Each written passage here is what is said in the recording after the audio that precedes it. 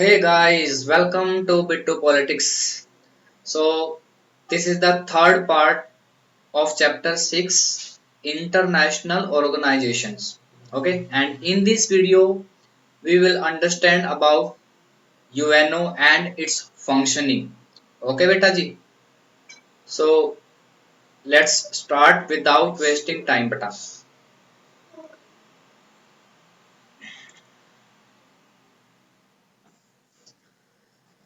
So, United Nations Security Council. It is a key organ of UNO. Betaji, it is also called executive organ of UNO. Okay, so remember it, key organ and executive organ of UNO. Okay बेटा also called policeman, policeman of UNO. ठीक है, इसको policeman भी बोलते हैं बेटा. ठीक है, next, as of now it has 15 member. Okay, UN Security Council has 15 member with 5 permanent member and 10 non-permanent member. Okay, beta ji. So 5 permanent countries or member are USA, USSR, and today Russia is the successor of USSR. Okay, so Russia. Here will come Russia, beta. Okay, United Kingdom, France and China. बेटा ये जो series है ना, ये वैसे ही रखी गई है जैसे उनको डिक्लेयर किया गया था. ठीक है, पहले यूएसए, फिर यूएसएसआर, फिर यूके, फिर फ्रांस, फिर चाइना. ठीक है, next one, non permanent member. So there are 10 non permanent member in the UN Security Council beta ji. Okay, and they are elected for 2 years. Okay, for 2 years and not eligible for re-election बेटा. एक बार चुन लिया गया तो दोबारा उनको जो है उसी टाइम में नहीं चुना जा सकता. ठीक है, उन 2 साल के लिए गैप रखना पड़ेगा, फिर उस कंट्री को चुना जा सकता है. Okay, so it's next one, it's decision is bounding. जो भी डिसीजन लेगा ये बाउंडिंग है, बाध्य है, फॉलो करना ही पड़ेगा. किनको? मेंबर कंट्री को. ठीक है, जो 193 कंट्रीज हैं उनको फॉलो करना ही पड़ेगा. Okay, so I hope clear बेटा, you have clear in this page. Next one, function of UN security council are as follows. First बेटा, first and most important function of UN Security Council is to maintain peace and security in the world. ये बहुत बार समझा चुका हूं. ठीक है, इसमें कोई प्रॉब्लम आपको है नहीं. ठीक है, next, it can also deploy peacekeeping operations. Okay, peacekeeping operations and impose sanction on the states. peacekeeping operations को डिप्लॉय कर सकता है यूएन सिक्योरिटी काउंसिल. बेटा जी, आपको याद है क्लास में हमने डिस्कस किया था गल्फ वॉर के बारे में. तो गल्फ वॉर के टाइम में यूएनओ ने एक पीस कीपिंग फोर्स भेजा था. ठीक है, तो पीस कीपिंग फोर्स वास्तव में भेजने वाला कौन था? यूएन सिक्योरिटी काउंसिल था. ठीक है, जिसमें यूएसए ने लीडरशिप किया था बेटा. ठीक है, गल्फ वॉर में, फर्स्ट गल्फ वॉर में. ठीक है, it can also impose financial restriction and penalties on states if required. Financial restriction भी लगा सकता है और पेनल्टी भी लगा सकता है. फॉर एग्जांपल बेटा, एग्जांपल के तौर पे ईरान को ले लेते हैं. ईरान है ना, फॉर एग्जांपल न्यूक्लियर बॉम्ब बना रहा है. ठीक है, न्यूक्लियर बॉम्ब बना रहा है और सिक्योरिटी काउंसिल में एक निर्णय लिया गया कि ईरान अगर ये न्यूक्लियर बॉम्ब बनाने का जो प्लान है कम नहीं करता है, रोकता नहीं है इसको, तो उसके ऊपर फाइनेंशियल रिस्ट्रिक्शन लगा दूं.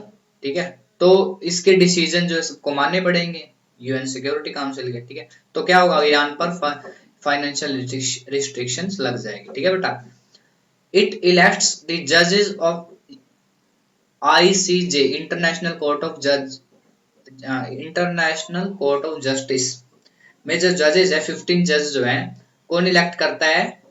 UN security council. किसके साथ मिलकर? यूएन जनरल असेंबली के साथ मिलकर. ठीक है, और it can also recommends method to solve disputes among nations. जब दो कंट्रीज के बीच लड़ाई चल रही हो ना बेटा, ठीक है, तो ये उनके सोल्व करने के लिए, उनको सोल्व करने के लिए जो है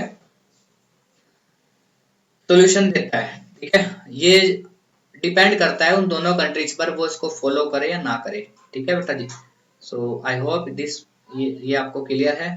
ठीक है, ओके नेक्स्ट बेटा, एक्स्ट्रा इंफॉर्मेशन।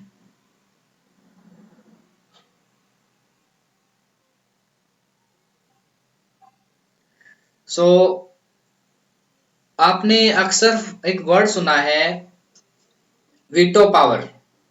वीटो पावर, ठीक है बेटा, veto, the word veto is taken from, has been taken from Latin word, and in English it is called बेटा आई डिनाई, मैं मना करता हूँ। ठीक है, so as you know that 5 countries have veto power. Okay, वो कौन सी countries है, जो परमानेंट मेंबर है वही कंट्री है। ठीक है, तो इसको थोड़ा सा समझ लेते हैं। It is a negative power, it is negative in nature बेटा। ओके, इसको एग्जांपल से समझते हैं वीटो पावर को।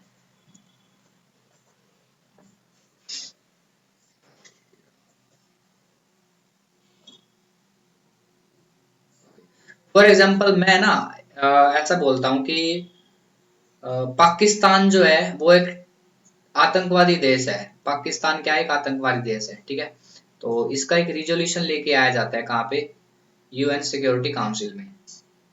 ठीक है, रिजोल्यूशन लेके आया गया यूएन सिक्योरिटी काउंसिल में। ओके,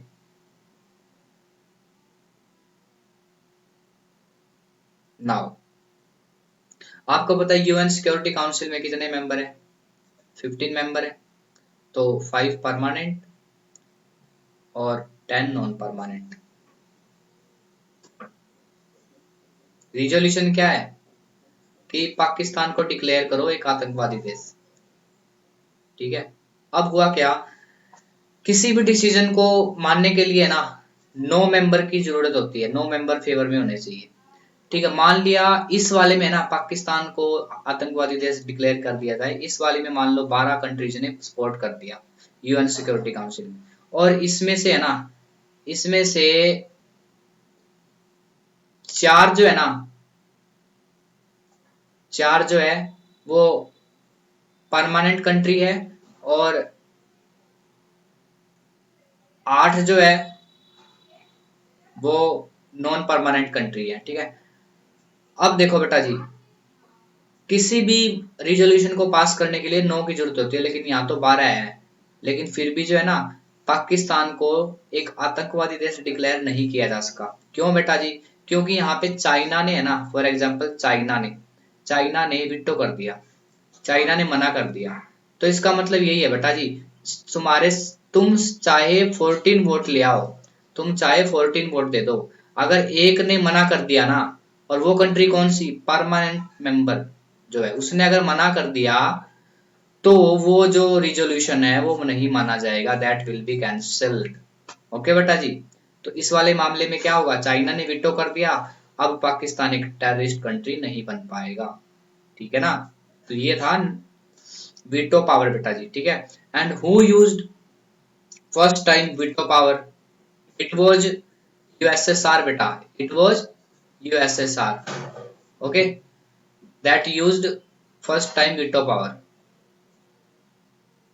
ओके, इन 1946 बेटा, और आपको याद है 1946 में कोल्ड वॉर चल रहा था। ठीक है, और सबसे ज्यादा बार मैक्सिमम टाइम भी यूज करने वाला कौन है, यूएसएसआर। ठीक है बेटा जी, ये भी आपको याद रखना है। ठीक है, यूएसएसआर। ठीक है,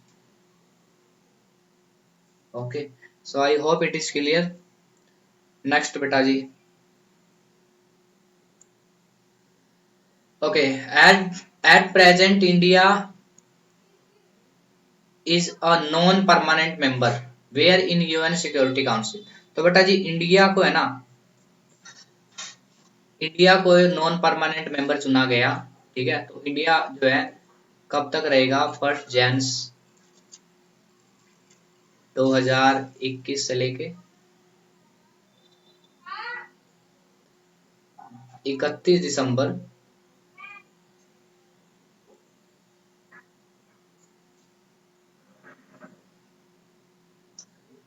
2022 तक रहेगा बेटा, 2 साल हो गए पूरे। ठीक है, तो अब तक जो इंडिया है ना 8 बार मेंबर रह चुका है बेटा, ये भी याद रखना है। 8 बार, ठीक है, 8 टाइम्स मेंबर। ओके, ये मिला के बेटा जी, ठीक है। और इसमें, हाँ सर एक बात बताओ बिट्टू सर, अगर अगर एक बार चुन लिया गया, क्या वो दोबारा भी चुना जा सकता है क्या? दोबारा चुना जा सकता है? इसका मतलब 1 जनवरी 2023 से लेके दो 31 दिसंबर 2024 तक दोबारा से चुना जा सकता है इंडिया? नो बेटा नहीं, सेम टाइम में नहीं, गैप होना जरूरी है, गैप होना जरूरी है बेटा जी, ठीक है। Okay, next.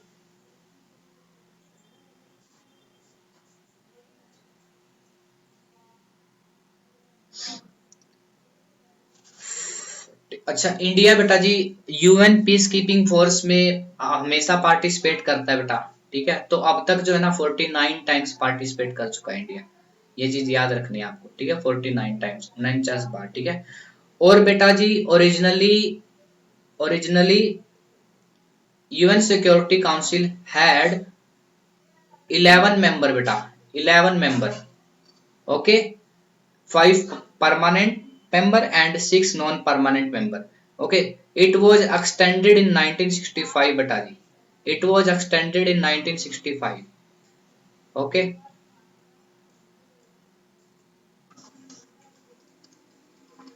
और 5 परमानेंट मेंबर आपको पता है बेटा जी, ठीक है। यूएसए, यूएसएसआर, यूके, फ्रांस और चाइना, ठीक है। और उनके पास वीटो पावर भी है बेटा जी, ठीक है, याद रखना। बिट्टू नहीं बेटा, बिट्टू नहीं, बिट्टू तो पॉलिटिक्स होता है बेटा, मैंने यहाँ पे बोला वीटो पावर, ठीक है, not Bittu power, Bittu politics होता है, ठीक है। Okay,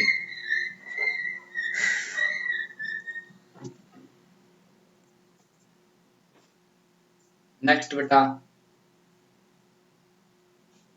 first meeting. Okay, remember first meeting of UN security council took place in Westminster hall in London बेटा। बता दूं आपको, जनरल असेंबली की फर्स्ट मीटिंग भी लंदन में हुई थी, पार्लियामेंट में, लंदन की जो पार्लियामेंट है, ठीक है। यूएन सिक्योरिटी काउंसिल की मीटिंग भी पार्लियामेंट में हुई थी फर्स्ट टाइम, ठीक है।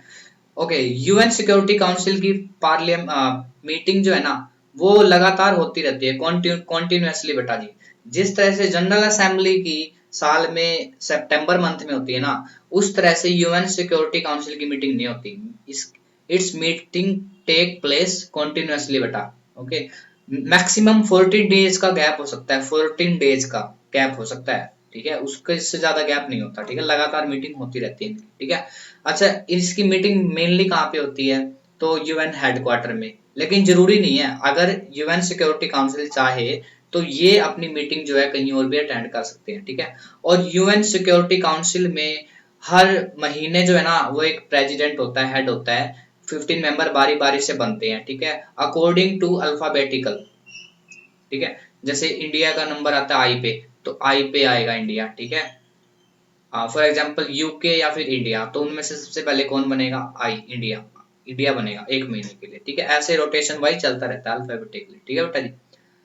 डिसआर्मामेंट कमीशन बेटा, एक डिसआर्मामेंट कमीशन होता है, इसका फॉर्मेशन हुआ था 1952 में। ओके, और ये जो डिसआर्मामेंट कमीशन जो है ना वो काम करता है यूएन सिक्योरिटी काउंसिल के अंडर में, ठीक है। इसका मेन मकसद क्या होता है? डिसआर्मामेंट, दुनिया में जितने भी तरह के वेपन्स है डेंजरस, ओके, उनको खत्म करना, उनको खत्म करना, ठीक है। G4 कंट्रीज, अच्छा G4 कंट्रीज बता दूं मैं आपको, 4 कंट्री है, Germany, just Germany, Japan, Brazil और इंडिया।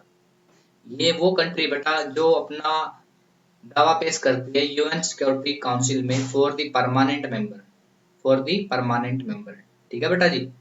ये थी हमारी वीडियो, और एक लास्ट क्वेश्चन आपके लिए बेटा जी, which of the following is not a permanent member of UN security council, in UN security council?